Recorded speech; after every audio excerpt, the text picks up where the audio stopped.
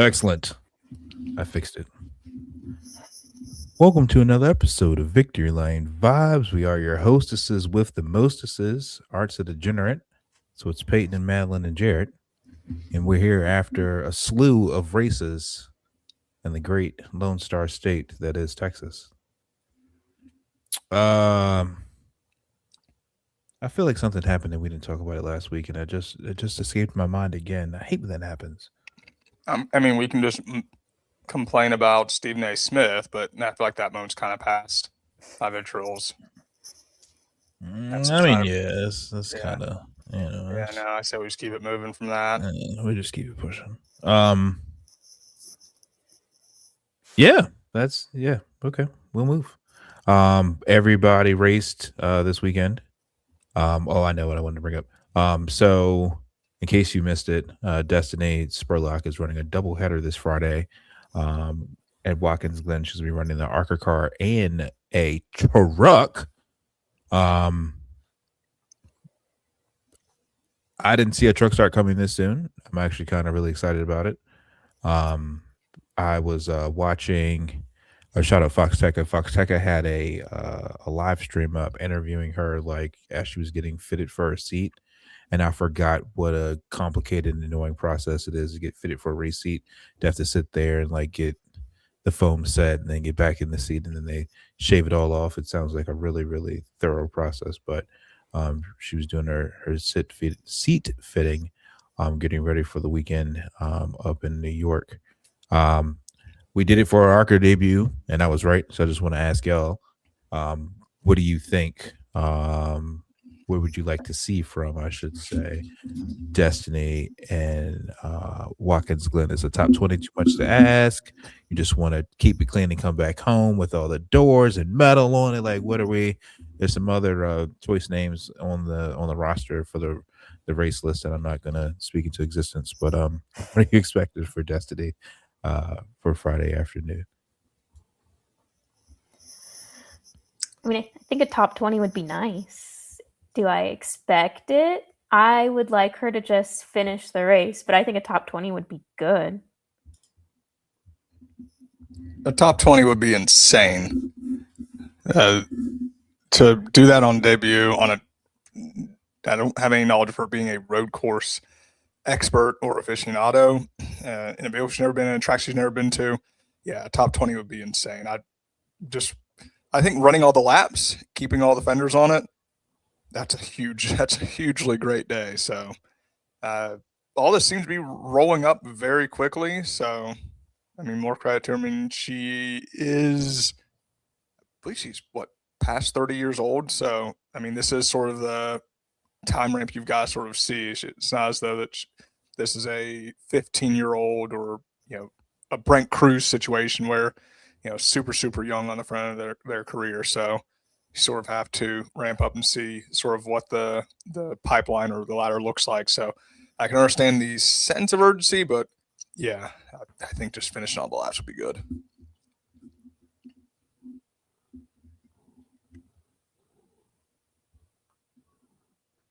Oh, that's awkward. I was muted. There's no reason to get while the getting's good. I feel like if you have if the sponsors say, "Hey, you did good, let's do this. Hey, you did good, let's do this." Why not? I feel like Watkins Glen. Um, I'm gonna use one of Peyton's vocabulary words. Can be a little zany, but I feel like with the race crash she's shown the last few races that she's been in, I don't see any reason why she shouldn't be able to capture and have a top 20. I feel like that should be a decent ask. It's going to be a lot of attrition because it's Watkins Glen. I've heard rumors of some track limits. I'll be interested to see how that changes the racing there. If the full send in the turn one actually gets neutered or not. So um, I'm inspired. I'm excited to see what goes down. Quick question: do you all like the pandemonium of turn one at Watkins Glen, where there's the track and then there's everywhere else that they actually run? Where do y'all fall on that?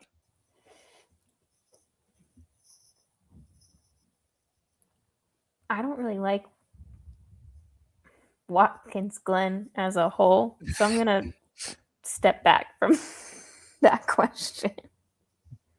I feel like in years past, it was always like super exciting to see, but then they put Coda on the schedule, and I was like, ooh, but Coda's turn one, and then you're ranking turn ones at road courses, and I feel like Coda's got it because Yeah, Coda's a harder turn to make because there's a lot of things happening at once to make that first turn.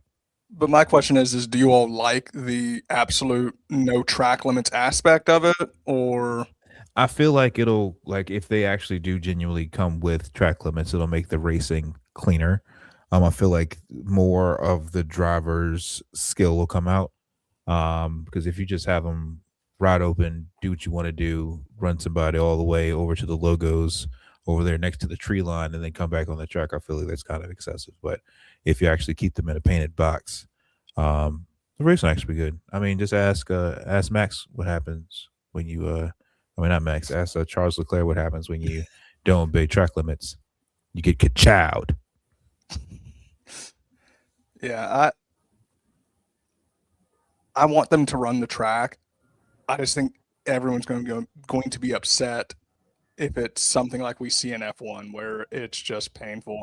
They seem to have gotten it sorted pretty well at Coda by just putting these huge, very, very, very heavy tire barriers that will just kill you on the slightest glance. And I guess the threat of death really made an impact upon the drivers because there were no real issues with that at Coda this time around. So it'll be interesting. They've not, yeah, like I said, I know they're going to be changes. Like I said, everyone knows there's going to be changes made to it. I just hope it isn't annoying in how they do it. But it would be nice to actually see them race the race course because that will change the dynamics of that course tremendously. That corner becomes a lot more difficult if you can only if you at least have to still be touching the rumble strip versus going 30 yards beyond it.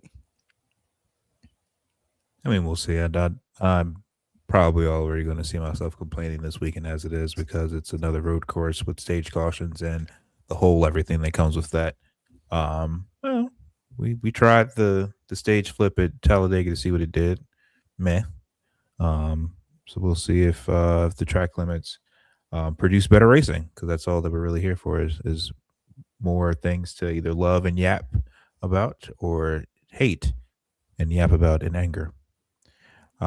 Speaking of anger, did you know that all three Cup drivers won these various series races this weekend? Hmm. And the only one that seems to get praised for his dunking down on the little kids is Carson Hocevar. Carson Hocevar wins the truck race, riding the Dente and the Spire truck. Um, Really great race. I actually enjoyed the truck race. There was a lot of passes. It wasn't as cuckoo or cocoa puffs as they have been in years past. Um, Cowboys tried to run down 77, and Carson was like, "Nah, bruh, I'm riding the Dente twice in 6 days." How did you all feel about the truck race, Madeline? I did not watch the truck race, but I'm going to stand firm in my I'm tired of Cup drivers just being in every single truck in Oreilly race and just winning every truck in Oreilly race. I think obviously I'm going to be happier when like a driver I like wins, like Carson winning. Like that was fun to open my phone and be like, "Oh, Carson won. That's cool." Like there's that bias there, but like I would like to see the actual like truck drivers getting to be the stars of their show versus Carson Hocevar in the Chili's truck. I thought that race was superb. What a show. Those bricks aerodynamically created a huge pocket where they could get huge runs off of each other. At times, it felt like what we expect out of New Atlanta, how big the runs were, where if you got two cars, two trucks racing side by side, the other car, even if it felt like you pulled out a 2 or 3 truck length gap, it was still enough of a slipstream or drafting effect that you could get right back in it. And there was a like 10-lap window where it was Kyle Busch, Carson Hocevar, I believe Caden Honeycutt was in the mix, and then also Rio. I'm just gonna call him Rio G because I know how to pronounce it, but my mouth and my Gio yes, Gio Ruggiero. Ruggiero. Ruggiero. Yeah, I struggle with certain names, and that's one of them. They were in the mix. They were swapping back and forth. They were trying to essentially try to take air off each other's deck lids. They were trying all these things. It was fantastic racing. And then I believe Stuart Friesen and another truck get into it, absolutely demolish the front stretch grass, which I think the time has passed for front stretch grass. Get the AstroTurf out because I'm sorry of seeing expensive race equipment destroyed. And it was sort of over after that. But that 7 laps, they just need to encapsulate that. That is the beauty. That is what we love about NASCAR. That sort of, hey, it's you can still see the talent. They're still racing close, but they're not crashing to each other. They're leaning on each other. That's the dream. So that was easily the best race of the weekend. Carson ran a strong race. He was super fast on all those restarts. He had a very, very, very good truck and actually held in one piece. It seems like whenever he goes back and does one of these, there's some sort of mechanical issue. I don't know what Ilmore is doing and they're building these truck engines, but it seems like him and also Corey Heim. Any race Corey Heim didn't win last year was because the truck was cutting out. So I don't know what's going on with Ilmore in that series, but it's bewildering, and yeah, that was definitely the best race of the weekend. So,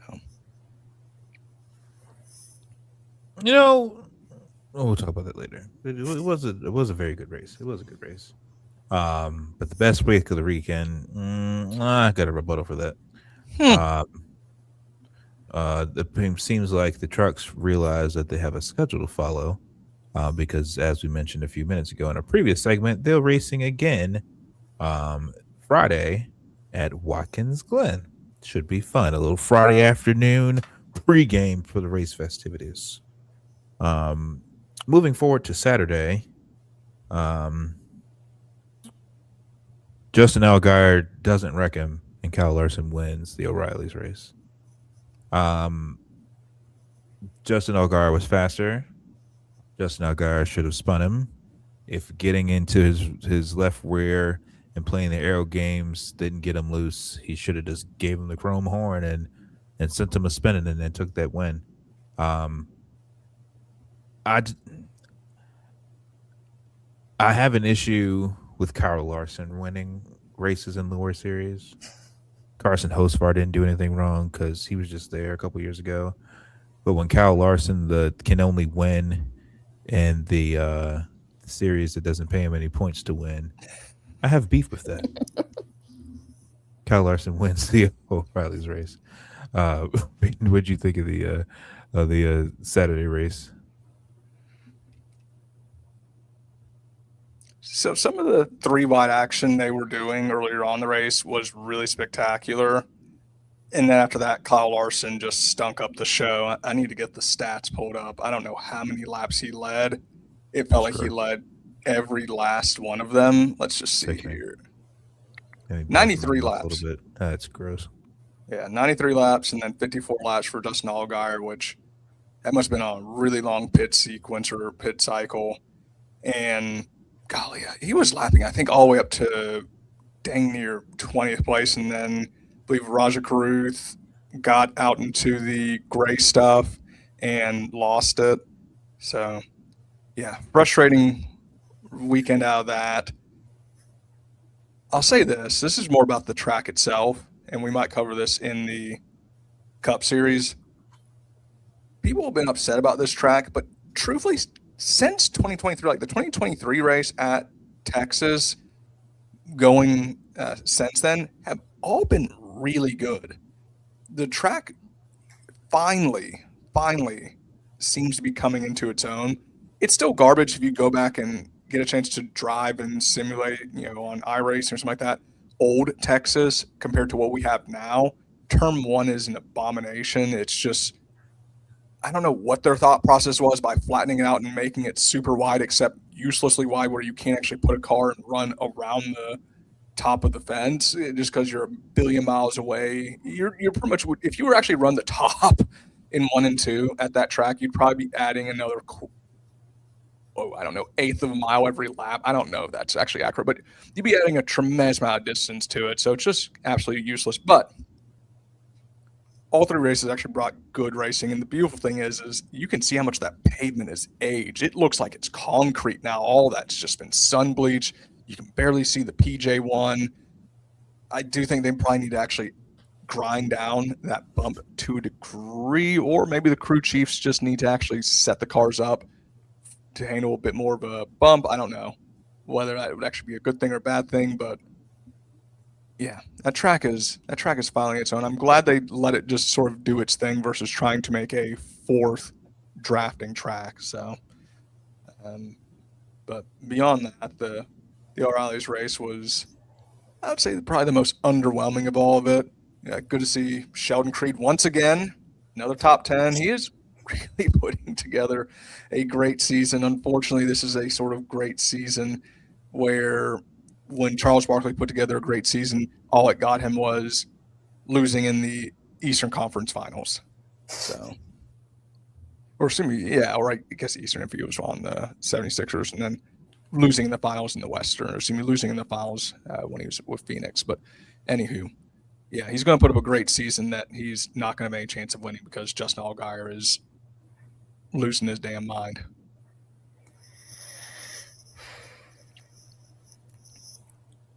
I truthfully had to go back and watch the highlights because all I remembered was I feel like the beginning of the race was really heavy with things happening and a lot of yellow flags and 3 wide racing and exciting things. So I'm kind of glad that I wasn't crazy, because when I did go back and watch the highlights, it was very the beginning of the race was very engaging, a lot happening, and then the end of the race was just Kyle Larson doing Kyle Larson things and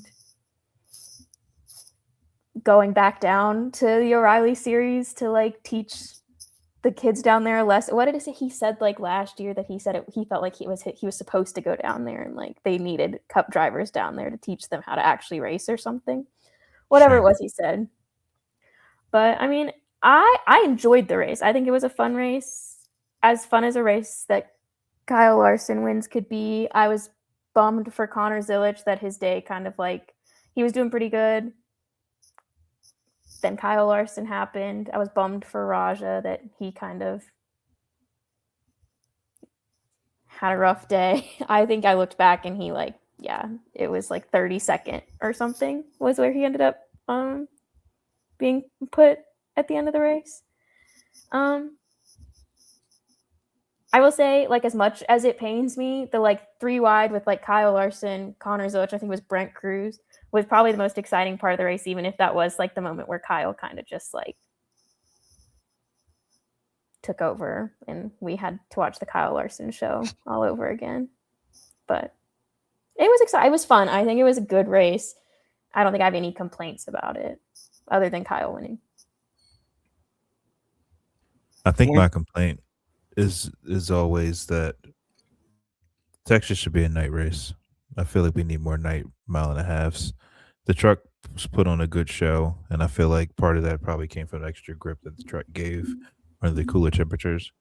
It was great to see how so much rubber was laid down, and you could see how so many racing grooves and racing lines, and how drivers weren't just stuck on the white line, that they can move around in 5 speed and find grip, which is why I'm so angry at Justin Allgaier for not just wrecking Kyle Larson, because he found a faster line, bro. Yeah. Just drive through him. It's so frustrating. I know, and I know we talked about it before. I know we can't help that Raja has to split his time between JR and the JRM car. I get all that. But when the dude that's supposed to be making the car better for you to go perform and win races is stinking it up, and he's not even good at his day job, I don't want to see that, man. Take that off my TV. I don't want to watch that. I'm cool. I bet that's why CW made that deal with ESPN, because y'all want to see Kyle Larson win. I know we'll get some money from the Larsoners. We're gonna have so many angry people in our DMs for me saying that. oh well. It's just bad. What were you gonna say, Peyton? I'm sorry, I cut you off. Is it time for me to start using the swear words at the CW? We're getting close, bro. Okay, getting close. there's that announcement they made this week that infuriated me. So let me know when we can start discussing that, because got a lot of vitriol from that whole announcement. You know, I love a lot of things that streaming and digital platforms has done. But the greatest thing it seems like I've done as a sports fan and as a NASCAR fan is cutting cable and switching to YouTube TV, because I get to hear Peyton complain every week about DirecTV this, DirecTV that, CW app this, CW app that. All I got to do is hit the app on my phone. I get to watch it from wherever I am. Yeah, I pay for YouTube TV, so a lot of times when people are like talking about this on Twitter, it kind of just goes over my head because I never have to think about it. I'm good. I don't know about y'all. We good over here. All right, I'm That'll going to go. be damned. All right, I'm going to go and lean in. I'm just going to start cursing. So, for those who didn't see, so here's the issue that we have had with the CW. So they took over from NBC Sports, where if you were a DirecTV subscriber or whatever, you could just stream whatever your DVR is looking at. Because here's the thing, folks. On a Saturday, you know what I'm doing? A lot of other things that involve me not watching the Xfinity, Oreilly's, Nationwide, Gander Outdoor, whatever series. I might not be in front of a TV. So, you know, it's nice to be able to be out. Hey, let me pull my phone. Let me take a look, see what's going on. That used to be available. And that was from NBC. And you'd watch it on the DirecTV app and you could see it. It's beautiful. And you know what? NBC is free over the airwaves. So you weren't having to pay extra for it. When the CW took over it, mind you, the CW also free broadcast television. That feature went away. They said it was, contract, but we're going to have something awesome. You know what? They didn't bring us anything. And what made it even worse is you could not stream from your TV. So I have a DirecTV app on my phone, and you can't even watch anything the CW produces. They do not want you to access their content on your phone, which is a problem because, once again, like this weekend, I was out of town. I wanted to sit in my hotel room and see what was going on. Oh, the local TV's channel wasn't even working. And so let me try to put on the phone. Well, you can't do that. So the big, awesome announcement they made is, hey, streaming is finally happening, folks. CW, we've been listening. They had the audacity to say, we have listened to your all's complaints. We're going to allow you all to stream. This is what you all wanted. And even better yet, ESPN's going to handle it. ESPN Unlimited, which costs $30 damn dollars. $30 a month. So there's a concept called, and I apologize for cursing, called enshittification. It is where these services make their service worse, and that's just supposed to be how things just naturally are. Like, as consumers, we just expect things to get worse. Facebook has gotten markedly worse over the years. It's been chock with ads, a bunch of just random things that aren't you talking to your friends. They have made it actively worse. The CW has made the product they inherited worse for the customer. And then to make it even worse is they've then added in a feature that you were getting for free. They're now adding it where it costs you $30. That is peak enshittification. Like, it is so frustrating, and it is so anti-consumer. And for a company or a broadcaster that was doing so much right, it is just infuriating that my only option as a paying customer is to pay $30 a month for something that was provided free before you all took over. So, yeah, kiss my ass. I like the side of you, Peyton. It just and from your and so like much. from your perspective, that is horrible. And for that, I apologize that as a paying customer, you're treated that way. Do you have internet fast enough to switch to YouTube TV? Yes. I think you should explore it. You'll be a lot happier. You'll be a lot happier. You'll be so much happier. I'll have to see if I can still watch the Reds and for some awful reason watch the Memphis Grizzlies. I mean, oh yeah, baby, the local stations in there. Yeah, you good. You good. It's just explore. I don't know if you'll get the Reds. Like, Probably not. Because that's the thing on DirecTV, I get the Reds because we're not necessarily local. Like the Atlanta Braves preempt all our stuff, and I'd rather just be shot. Yes, they do. Chop on. So, but we get Reds as a secondary option, and it shows every single Reds games. It's fantastic. Although the last week's not been so good, but still, that's the main solitary thing that's keeping me on DirecTV is the access to the Reds and the Grizzlies. Is your happiness for disappointment strong enough between the months of March and November for you to stay with DirecTV?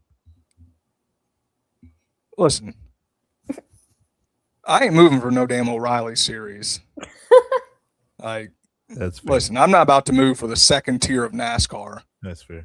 Hey, look, you know the good thing is, big dog. I can have seven people on my family plan. We talk to me after the show. I got you. I'm gonna make your life easy on Saturdays. I'm gonna hook you up. Anywho, we'll discuss that off air. But yeah, as from your perspective, that's a shit job, and that's piss poor TV money management. Shame on UCW. Also, the ESPN app is god awful. I've not been able to get that shit. I've not been able to get the ESPN app to load video in years. It's so bad. Like I don't know what kind of phone you need. I don't even you could hook my gaming PC up, which could process God. The thing is strong. It probably still couldn't load the ESPN app to show video. So enjoy your $30 spend. God, it just gets $30 a month is crazy to pay for ESPN for sports.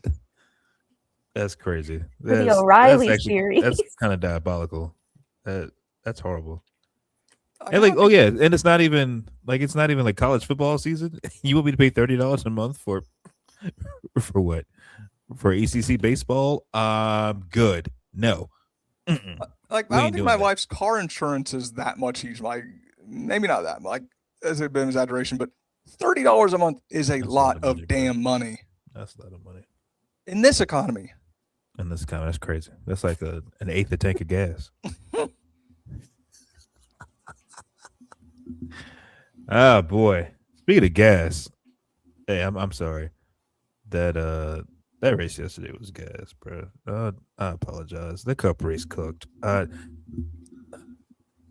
Chase Elliott wins in the Amazon Prime car right on time when Fox was back to doing dumb Fox things.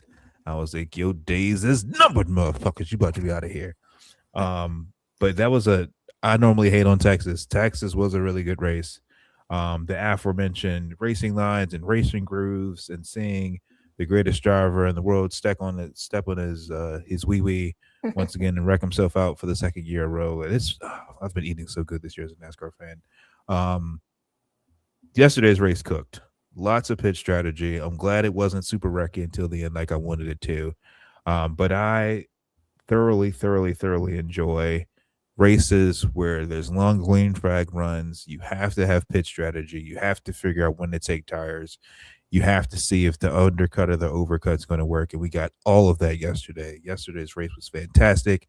If you voted no on Jeff Gluck's poll, you're a fucking idiot and you don't know wheel. But Chase Elliott wins. Ryan Blaney stalls his car on pit road 3 times and probably took shots of whiskey getting back to the crib after his performance yesterday. But Madeline, back to you. How did you feel about the cup race? I mean, I agree that the cup race was good. I was going to vote yes on the poll no matter what because I'm biased and I'm a Chase Elliott fan, and I was very happy to see Chase get his second win of the season.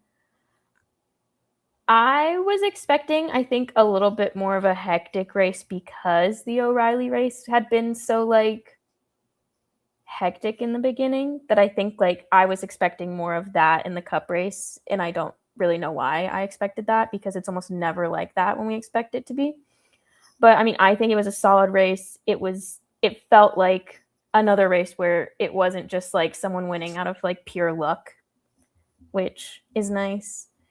The pit lane, I feel like there was 5 wrecks on pit lane. I don't know if it was actually, there was multiple times where drivers were hitting each other. Ryan Blaney was stalling in his pit stall. Don't know what pit lane demons are possessing pit lane this year. But that was my big memory of the race outside of Chase winning. And to be quite honest, I took a nap in stage 2 and woke up and Chase was in the lead and was like, oh, Denny's going to win this race because Chase was going to mess up pit strategy, and he didn't mess up his pit strategy. So you know what? I had a great weekend altogether. If we take out the Kyle Larson win, it was a great weekend altogether. Good racing. I have really no nostalgia or like issues with Texas because I did not watch that long ago, so I don't have any like past knowledge on what Texas used to be like. And that seems to be what people's complaints about Texas is the new configuration. I had fun at Texas today or this weekend. So, you know, great weekend for me personally. Race cooked. Now, It did. Peyton, tell us why you don't agree that the Cup race cooked. It was good. It was a really good race.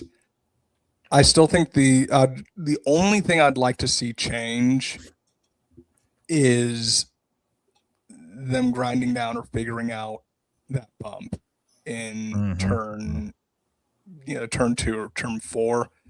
Like I said, you could probably get the crew chiefs to compromise, perhaps put a little bit more compliance in the car so they don't get badly upset, but you're probably going to lose a lot of whatever you need to actually attack the corners because they can pretty much go into 3 and 4 flat out.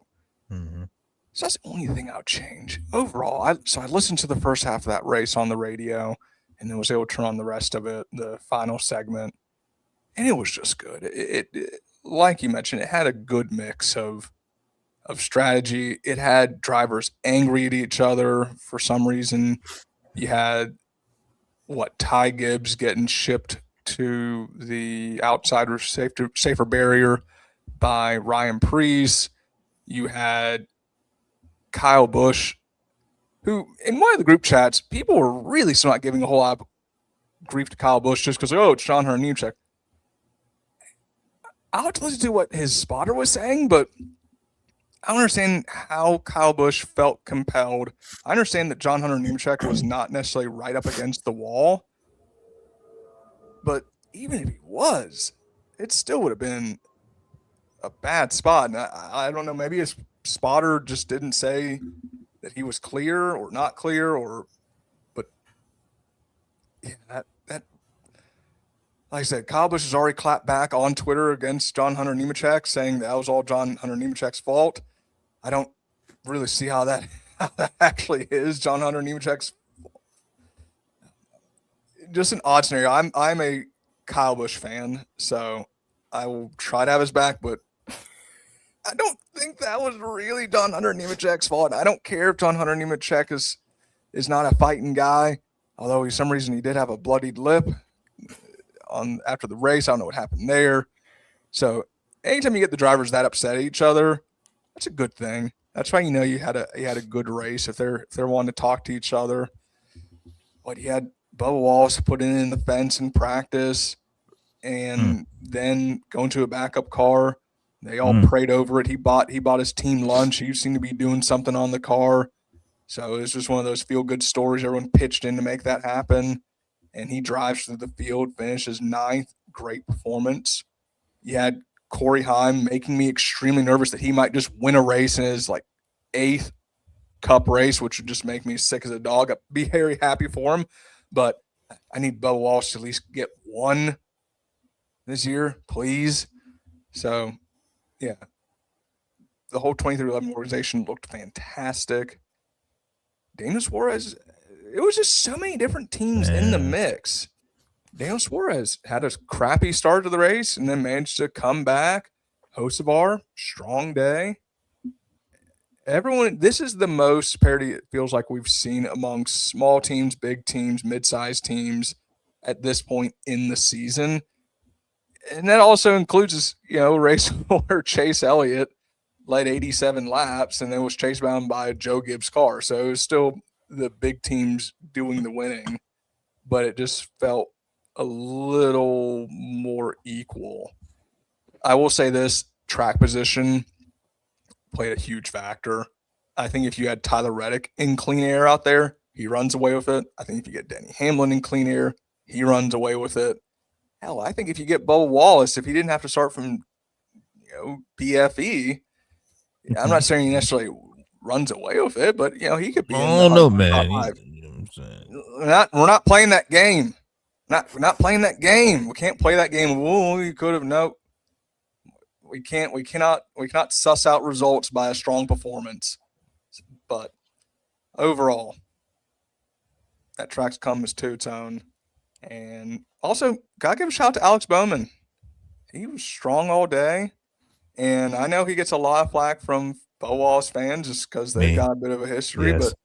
But if you ever hear the guy talk, he is funny. He's a likable guy when he's not harassing Bubba Wallace or Bubba Wallace is harassing him. And the difficulty of the season he's had, having to deal with those sort of injuries or that sort of illness, I was nervous that he was going to have a sort of career ender where he sort of just doesn't really get back behind it. So to see him come back and perform well is nice to see. Can I say something about Alex Bowman, though? Because if I see one more Alex Bowman fan talking about how he's always the one in Hendrick doing the pushing and never the one getting pushed, the man has to get in the position to be pushed before he can be the one being pushed. Talk about it. I don't know why they're acting like Rick Hendrick is sitting there making Alex Bowman be in second or third place to push Chase Elliott to the finish. When that's just where he is. He's just not in Chase's position or Kyle's position or William. I don't know. I saw a bunch of tweets like that, and I have found a subsection of Twitter that is Alex Bowman fans who think that there is some grand conspiracy, and I just don't think there is. But I just wanted to say that since we were bringing up Alex Bowman. Man, if Alex Bowman doesn't have any haters, I'm not on this earth any longer. And I stand on that. I'm an Alex Bowman neutral. I don't have any opinion. I'm glad he's healthy. Glad he's happy and healthy. Yeah, I'm not gonna be a dick. I'm glad you're feeling better, but you still the ops, bro. I still don't like you. Yeah, just to go off what Peyton said, I just feel like with the car that we have, and it's very clean air dependent. Eric Jones joked at that, saying he was a clean. What did he tweet? Called himself a clean air merchant. A clean air merchant because he had a 3-second lead, went in the stage, his first stage ever in his career, which just felt kind of weird. Super old tires. I was like, brother, you had a JGR car. You never did that before? That's crazy. Anyway, but no, just from grand opening, grand closing, yesterday's race was awesome. I love being the pit crew from my couch or the crew chief from my couch. That's a great, great thing. I called for a late race caution in the group chat and I got it. And I was very angrily telling Bubba, no, brother, just stay out there. Just stay out there. You need the points. You need the air. Just stay out there. Then he pit. I was like, you raggedy bitch, what you pit for? Did he take 2 or 4? He took. What did he take? Did he take 4 tires that stop? He took 4 tires. And it was a really fast stop, and I thought he took 2, but he took 4. Okay. The stopwatch said it got 8.02, which is the second fastest recorded pit stop in the history of NASCAR, which is crazy. And then he finished with a top 10, you know what I'm saying? It's all well and good. And I was like, Riley Hurst better not beat Bubba because I'm not gonna be happy. Everybody was like, yeah, you see that? Riley fell back. I was like, yeah, whatever, bro. But it was all around just great race. If I'm Michael McDowell, I'm getting ready to turn in my resignation papers, bro. Let me clean the seat for Kyle Busch to come and drive my car. Because you got Daniel Suarez out here looking like he's prime Joe Gibbs, Daniel Suarez, brother. Where did he come from? What all of a sudden, Daniel Suarez is not only outpacing his old car, but putting belt to cheeks. Trackhouse is in the mud. What is going on? I was about to say everybody's outpacing Trackhouse. Golly, Pitbull, where are you? Dale. Didn't Connor had his best cup finish, right? Isn't that Connor had the best race of his life with Trackhouse yesterday, and it was 16th. It still wasn't enough. but I love green flag races with pit strategy. You hear that, Bianchi? When there's not and not wrecking, the race can still be good. If you have to think, I want my second Richmond date back. Yeah, I have no complaints. I feel that my fans are very like, yes, yes, and yes. Give me more of that. Fill up the cup. Texas gets a pass for me this year. It doesn't deserve to be bulldozed. They put on a good show. I was really proud of the show. Hate it for Corey, because he was leading laps and was very fast. And I feel like a conversation would have had to be had if he would have got the caution that they were running long for, and he was up there mixing it up with Chase Elliott and Denny. And I would like to see if Denny would wreck his other car to win a race like he did with Bubba at Kansas. He probably wouldn't have. I agree, Madeline. You shake your head. No, I agree too. He probably would have let Corey do it. It's like, yeah, you see that? That's my guy. Give him some money so you can come back full time next year. But yeah, great race. Just a great race. Let me see here. Peyton already discussed about 2311's performance. So it's time for my favorite segment of the show, Lights Too Bright. My Lights Too Bright goes to Mr. Arca Breaks himself, Joey Logano. Brother, if my grandmother was still with me, God rest her soul, she could have stopped short and not hit Cole Custer like that, bruh. What were you looking at? What did you see? You see that big blue and yellow car just like sitting there in the middle of the pit road, bruh? He destroyed Cole Custer, bro. Like he destroyed him. Like I'm surprised he doesn't have back spasms because he got hit so hard. Like that was a vicious hit. He got hit. And then like Joey's just like, and I was like, see, that's why you don't run the discount tire car, because you're not the real discount tire driver. Because every time you get it on your car, you do some dumb shit. Talk about some on back. You lose. Lights too bright. Peyton, I know you gonna say something about the F1 race. I just know you about to say give the lights too bright to F1 race. I can feel it. I did want to mention Charles Leclerc, just on that last lap, just self-spinning, and then just apparently he had difficulty steering, but didn't stop him just wanting to pull off the course, as it would have been safe to do so. But Hey, who was dry snitching the whole race, talking about something he's outside the track limits and not getting caught for it? Yeah, well, that's all they do nowadays. I also wanted to sort of mention, hey, Max Verstappen is one of the most talented drivers on earth, and he's also an absolute hack. Absolute hack. Absolute hack. But you know what? Now I can bring that up. Instead, I believe it's going to be Todd Gilliland. I believe that was the gentleman who lost it in front of the leader, Christopher Bell. And then absolutely caused Christopher Bell to smoke the outside wall, or smoke the wall, and ended his day. And the only reason I say lights too bright is because as someone who does iRacing, I hate to be that guy like, oh, I play iRacing. Like, listen, there's nothing worse. There's nothing worse than being a lap car. And if you have a sense of shame and pride and guilt, the last thing you want to do is just ruin everyone else's day. Like, listen, no one's paid here. No one's gone to this venue. No one's turned on their TV to see what the hell you're doing. They've gone to see whoever's leading the race. And you just ruined everything. And you know what? I've had that happen. As a lap down car, I've actually ruined someone's race. You know what I wanted to do? I wanted to throw my computer into the ocean. The ocean is about 900 miles away, and it still would have been worth the drive. I can't imagine how sick that driver must feel, because the lights were just blinding, couldn't control his car.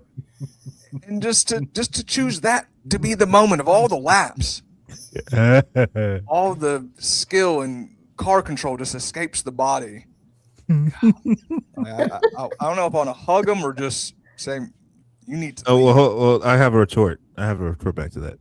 So what's the difference between Christopher Bell not saving his car and William Byron saving his car? Didn't they spin in a similar fashion? Well, at least does Christopher Bell not know wheel? I thought dirt drivers were the best ones. That's what I was told.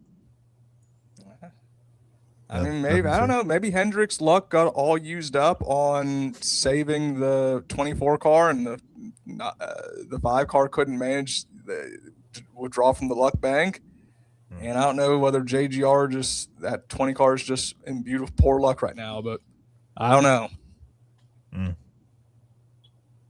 I could say some things to coincide with that thought, but we'd get our access revoked. Somebody just lays over it. Yep. Madeline. I was also going to say Joey Logano, but since he's already taken, I'm going to go with Mr. has to go down to the Oreilly series to win a race these days. Absolutely. Kyle Larson. Absolutely. The joy of my day was him having a bad Sunday. Until Chase Elliott crossed that finish line and won that race, I was like, I'll be happy and content today because Kyle Larson did not have a good day. And it just has to be like a little like I'm not a race car driver, obviously. Like every win is probably like exciting for them because they're just chasing the high. But like it has to be a little embarrassing to be like going back down to the Oreilly series and winning races, and then you come back and you're just what did he finish in? Like 30th? Hold on, where did he finish? He finished 34th. He was down there. 34th. Chad Fincham finished better than Kyle Larson. Chad Fincham finished better than Kyle Larson.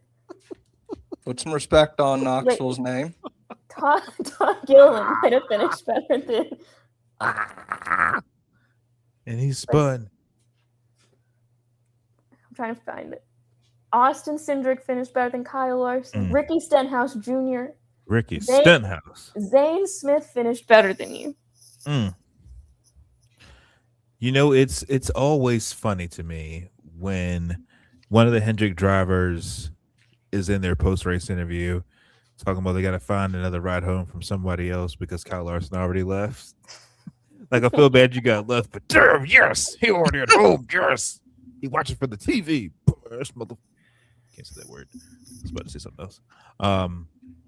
It just it brings me so much joy. The greatest driver in the world hasn't won a cup race in a year. That makes me really damn happy. It makes me so happy.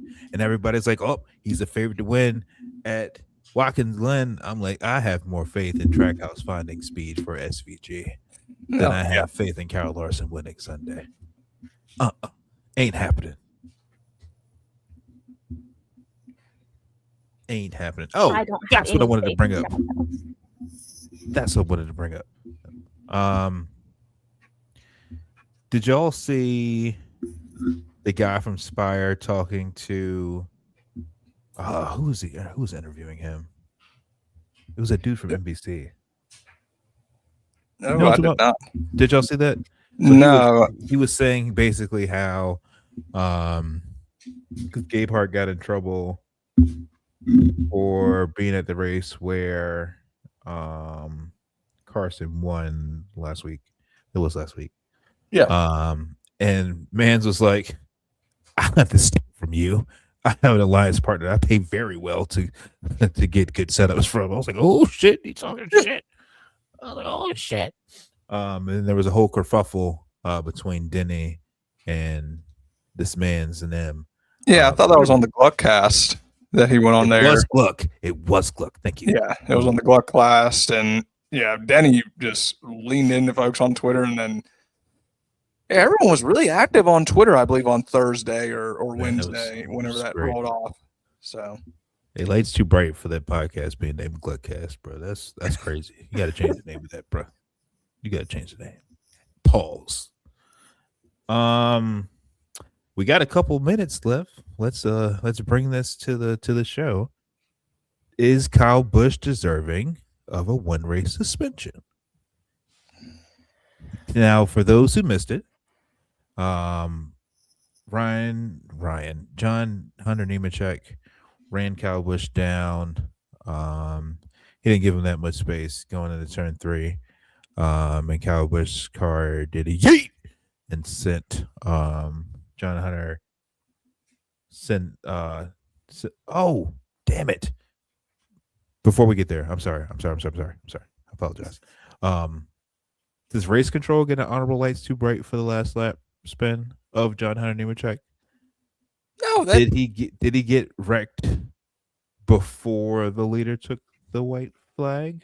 Or where they were just like, nah, let's let Chase get this win and make these ratings go up, and they just let Mans just no, just me.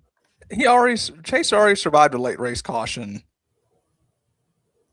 So no conspiracy. Let it fall. I don't want anything else for green light checker. Anything that prevents us from having green light checker, I'm taking. I think if it was any other driver leading, we wouldn't really be making up a conspiracy theory. So are you saying it's the right call that NASCAR made, or me?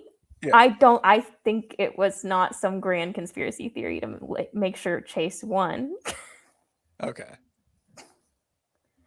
But I'm outnumbered, so No, I'm just I don't like either way. It. Like the race was fire either way. I'm happy for Chase either way, but I was just like, it's kind of race control been lax this year, and last week a driver did a similar thing and they called a caution. I'm just trying to make sure they stay consistent on the call. You know what I'm saying? Yeah, no, I think they got the call right. Like I said, if this was Dale Jr. and he was in second or something like that, they would have probably called the caution when not even when John Hunter Nemechek got spun, but the initial contact between Kyle Busch trying to clear himself, and as soon as they saw some tire smoke come off, they would have thrown the caution. So no, I think they called it right. Got it correct. Get green light checkers out of my life, and if we can actively avoid green light checkers, do it. Okay. So that incident led up to Kyle Busch going at everybody with video evidence of what he did and what he didn't do, bringing up throttle traces and the whole 9 yards, saying that I didn't wreck him intentionally. Here's my racing line. Here's my throttle position. You do me what? Does he deserve to sit out a race? Or was Ryan Preece's wreck more egregious against Ty Gibbs?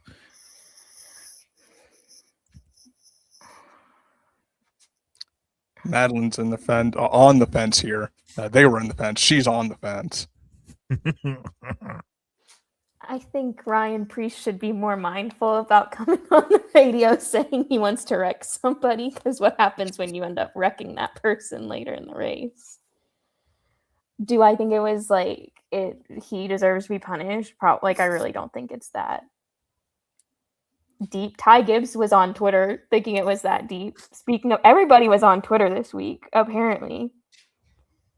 I don't know. I don't think either of them. I don't think either are that big of a deal, in depth. But I do think Kyle Busch getting on Twitter no less than 20 minutes after the race to be like, I actually did nothing wrong, and here's the proof, and everybody being like, I don't think this is the proof that you want to show us, is very funny. I have no horse in this game. I have no feelings about any of these people. But I do think Ryan Preece and all drivers should maybe be cautious of saying they want to wreck somebody 30 minutes before they wreck somebody. But that's just my personal opinion on the matter. Peyton, anything you want to add? No, we're only going to penalize. Listen, I don't like intentional crashing that much unless it's sending a message to a driver I don't like or I find especially annoying. Then I'm fine with it. We're only going to penalize for right rear, essentially something that's going to send you careening headfirst into the wall, because that's going to get someone killed. So you've got to police against that. None of these was a right rear. Truthfully, the 8 car just doored the 42. Wasn't even hooked him. So no penalty there, but just egregious. Like I said, I don't know why Kyle needed to do that. Whatever. And then same thing with Ryan Preece. We didn't even have good angles of that. Well, excuse me, we don't have good outside the car camera angles. I know they got all the good throttle traces. They had everything they needed if they wanted to, but also no penalty. He just cleared them out. So if we're going to penalize for that, then yeah, because they didn't penalize. I'm trying to think the last time that there was any question about intentionally wrecking For some reason, my mind goes to Martinsville with Bubba and the host of our. That didn't even get discussed as like, hey, are we going to penalize? No, you're not going to penalize them for that. Save that for right rearing. So it's Martinsville. You can't die exactly. Like if we are going to penalize for that, mind you, Texas is a lot faster and more dangerous. Right. But no, this is. I was going to say, it's one of those things that, yeah, if you want to bring back the rough driving, lose 2 lap penalty, okay, maybe, but yeah, no, just stick to the right rear and allow these transgressions to do what they may. And I think it also doesn't help that this track was just really gnarly once you got out of the groove. Once you got shoved out of the groove, it was in God's hands. So, yeah. I'm giggling because it's true. Like Peyton Barry was a good point, and we'll probably end it after this. But why is turn 1 so wide with such useless asphalt? You know what's crazy? I didn't realize they did the same junk at Kentucky when they like repaved it. They did. Because I went back, like I'd played like old Kentucky before. Yeah. And then they did. Then I drove like the last iteration before they left, and I was like, "What is this? This is like Texas." Like, yeah, they just did the same thing. It's like, ugh. I don't know Maybe what that's they were why on. I haven't got my beloved back because they ruined it. Yeah, like I don't know what their obsession was in like 2018 time period. Like, hey, let's just make one corner really, really, really wide and really flat and make it where it isn't completely symmetrical. So you've got to take this weird apex. Like, what the hell is SMI doing? Such a strange angle. I feel like 1 and 2 and 3 and 4 are Kentucky. Now that I think about it, the last NASCAR game I played, you have to drive both corners like the exact opposite. Yeah, it's crazy. Yeah, I'd love to go back and hear what their thought processes were because they were pretty clear when they did the most recent land change. They explained, hey, here's what we're trying to do. Here's why we're going narrower. We're going this. We're doing that. We're doing that. It's like, okay, cool. This is at least they're explaining why they're going to make something that could be awful, and then they struck gold. I need to go back and get a time machine to figure out what their explanation was because, like I said, Texas was. I went back and watched Dale Jr.'s first win, 2000. God, he was so good that year. The whole back stretch had grandstands. The whole back stretch. Talk about it. And they were full. Talk about it. I hate to be that NASCAR fan. It's like, oh, you don't like the glory days, but God dang, we didn't know what we had. Oh, this sport was so popular. It was crazy. Okay, that's it. I've done enough old man ranting. I've ranted about streaming. I've ranted about the old days. I've ranted about boys let them race and let them crash each other. I don't think I can get any more decrepit. Boy, I don't know. We are 2 weeks away from Fox going back into the depths of hell where they belong. Nothing makes my NASCAR season more enjoyable when Fox is no longer in control of how I regulate my emotions on Sunday. Yeah, I don't know. It was a great race weekend, all in all, through and through. It's kind of awesome. Watkins Glen is next. We'll see what these track limits come to be. Hopefully more on that. I just wanted to take time before we end the show and congratulate Carson Host for attending the Met Gala. I feel like more people, more racers, more drivers need to step out of their comfort zone and do cool shit. And seeing Carson Hocevar at the Met Gala is cool as fuck to me. And I feel like in order for the sport to get back to the greatness it once was, people meaning the drivers need to get out of their comfort zones and do uncomfortable things and go in public. Let people see you. Let people meet you. If I was Carson, I would have put the cowboy hat on, and just rode the Dente at the Met Gala. But apparently that's not the theme this year, so he left it at home. But it's just really good to see NASCAR drivers doing regular celebrity shit. It's probably the best way to phrase that. It makes Maybe he'll me. finally get his picture with Sabrina Carpenter. I don't think Sabrina Carpenter's going to breathe in the same room as him, but it does really make me, and I tweeted this earlier, it makes me wonder like it how much like other drivers are just saying no to stuff, and we just finally have drivers who are saying yes to doing things and like doing press and like making stupid videos with NASCAR and like not just like disengaging from the marketing part of it, because there's just no way in my mind that the first person since Jeff Gordon that NASCAR has been like, you know what, maybe we could send him to the Met Gala with News was Carson Hocevar. You're like, that's like a 20-something year gap. Like that's Carson's entire lifelong gap in the last driver to like do things like this.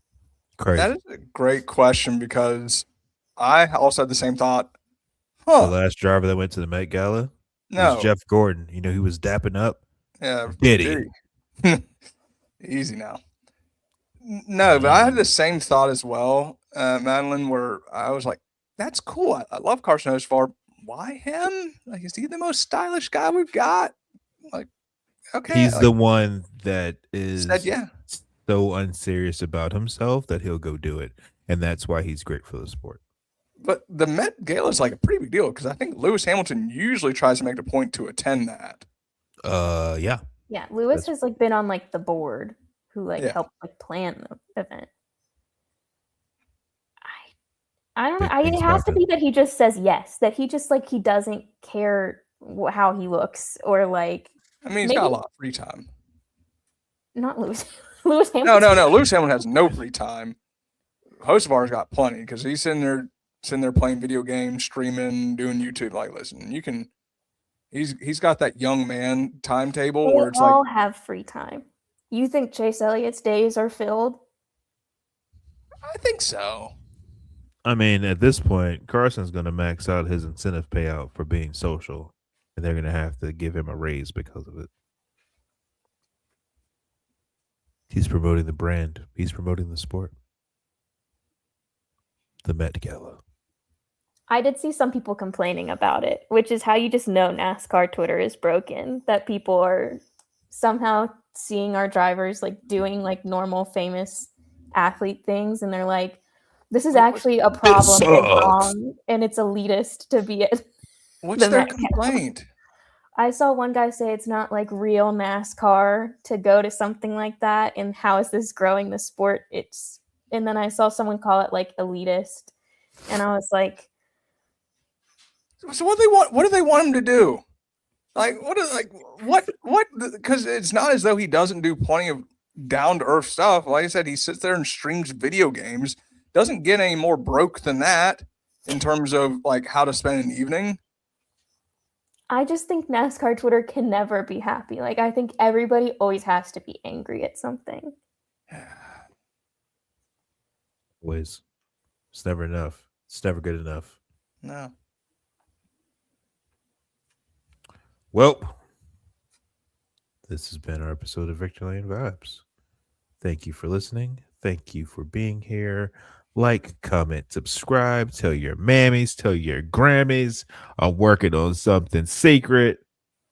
And I can't tell you what it is. But when you hear what it is, you'll be like, damn, they did it again. Wink, wink.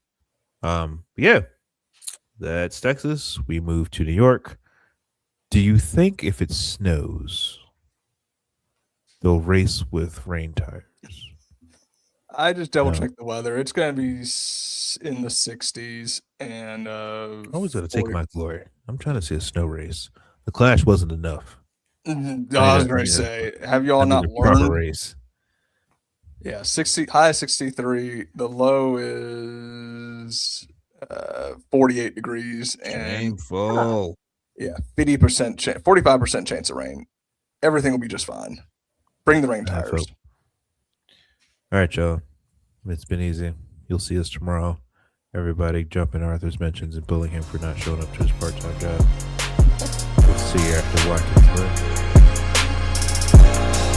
Gotta play myself out again. See, Art, this is one. Come back to work.